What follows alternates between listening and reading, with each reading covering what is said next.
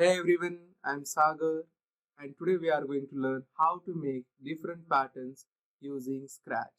So let's get ready. So let's open the Scratch. If you have not downloaded it, you can download it from the Google. And as I said, today we are going to make a pattern. Let's see an example how it will be. How many repetitions it will ask. I will just say 9 and OK. So it will create a pattern using the hexagon, polygon or square or triangle. So let's minimize this. Now I'm going to start from the beginning. So I will click on the new project. Let's make a sprite. So I will go to the sprite options. Here you will get the sprite options, but we are not going to choose anyone. We'll go to the paint and we'll create a small dot so that it will not disturb us. That dot size you can see it here. Let's make it circle. Yeah, it's in circle now.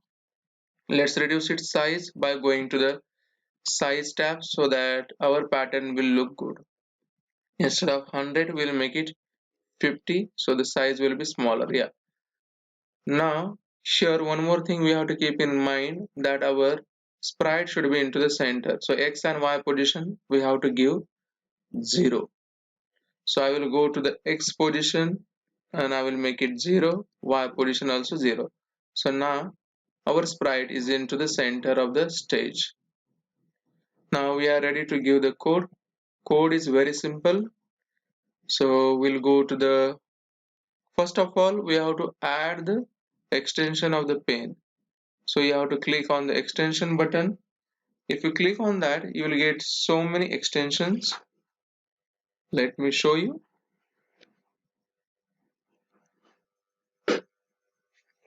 I will click on the extension button and here you will get the extension like pane draw with your sprites. You have to just click on this. One thing you have to keep in mind that while adding extensions, your system, computer or laptop, it should be connected to the network, internet. We'll take a green flag and we have to give the code. So we'll take a green flag and now the code is what should happen if I will click the green flag. It's very simple. We'll first go to the pane and we'll take erase all. Whatever is written there first, that should be erased. Then we'll take the pen color and the pen size. So we'll take set pen color 2 and set pen size 2. Size we'll take 3. Color we can take any. Let's take today a red color. This much red is enough, I think. So red color we have taken. Now you have to use pen down whenever you are ready for that. So I will take pen down and this one we are going to repeat. So we'll go to the controls and we'll take repeat command from the control. Now we have to go to the motions. We'll go to the motions and we'll use move 10 steps, turn 15 degrees in clockwise. We are going to change the numbers, whatever numbers are there already. Let's give 80 steps, turn 90 degrees because we are going to make a square. So it has all the angles in a 90-degree. So we'll attach it here. A square has 4 sides. So because of that we have to change this number. So we'll make it 4. It should be repeated 4 times. So I will go inside of this and I will write it 4. Now let's run the code. See, a square is drawn here. Now imagine if I will draw 4 more squares here. Here is one, here is one, and we'll set the angle for that and it will create a pattern. So like that we can create the squares. For that we need to just give some more commands. Let's say we'll ask the question. We'll go to the sensing and we'll ask the question. So we'll go to what's your name and weight. We'll take this question and instead of name, we'll write how many repetitions. How many repetitions means how many squares you want in one pattern. So that's the question, how many repetitions, and it will wait for the answer. Now we'll create a variable, let's say repeat for repetitions. Now we'll go to the variables and we'll take set my variable. We'll click inside and we'll take a repeat, the variable which we have created, and it should not be visible on the screen. So we'll uncheck the box here. If it is checked, you can uncheck it. Now we'll go to the sensing, and from the sensing you have to take answer and set here. So whatever answer you will give, that will be stored into the repeat.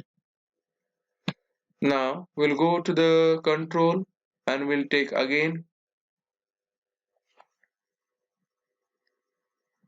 for a repeat tab and we'll put it into on this.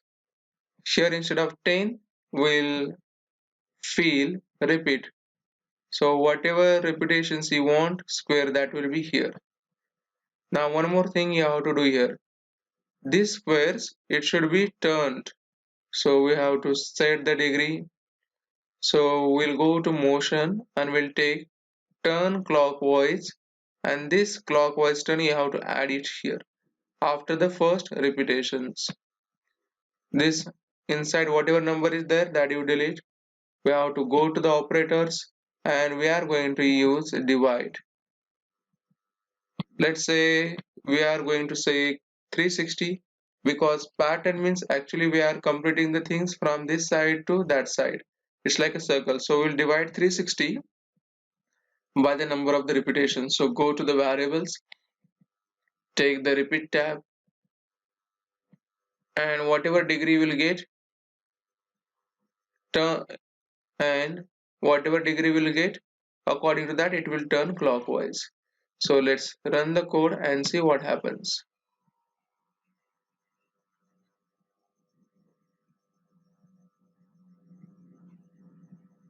It's asking how many repetitions. I will say 5.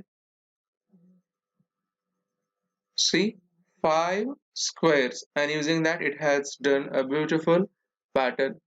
We'll run it once again. It's asking how many repetitions. This time we'll give, let's say 60, or we'll reduce that, it will be too many. Let's give 24 repetitions. And now it has used 24 squares and another beautiful pattern is there. We can change the colors, we can change the shapes. Instead of squares, we can use triangle, polygon, hexagon, that depends upon you. I hope you liked it and it's very easy to do it.